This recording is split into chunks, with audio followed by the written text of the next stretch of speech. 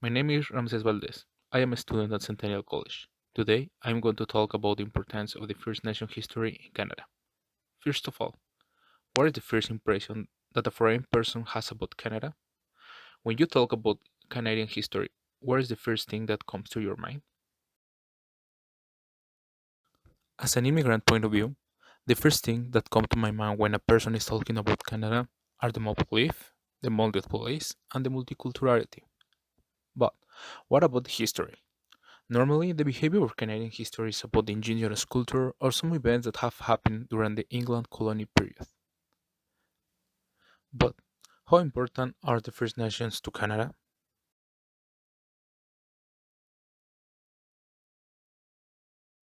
The First Nations are an essential part of this country. They were the founders of the first civilizations in Canada, even though their history is not being recognized enough. For example, recently the government of Canada has started a program in high schools of the country to make essential a course about the history of the First Nations cultures. The importance of knowing the history of these communities, born in the sense of understanding their actual situation and the social context in the country. Historical events such as the localization of the children remains at the First Nation residential schools have created a big sense of community in the country, and it has formed movements that want to face the society and make it know the effects of these incidents. But is that the only problem? The answer is no. And it is too common to find situations where the lack of information or the absence of sensibility has led to social problems. For example, the discrimination that suffers some members of these communities. According to information from the Canadian government, at least 45% of the First Nation members have experienced discrimination, showing that it is a big social problem in a country where the multiculturality prospers.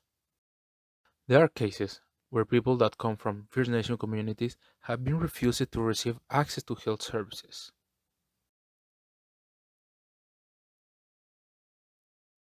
Why do these kind of situations have to happen?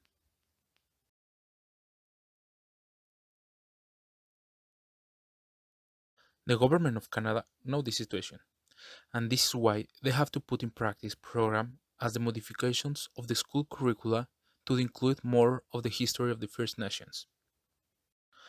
This action has to propose the spread of history of these important communities and ensure that people know more about the heritage of the country. This is a good action because once people know about the heritage of the country, they will be more empathic with these communities. In the best ways possible, let's understand people, traditions, and cultures. Don't forget that we are part of the same world and it's better to understand each other's.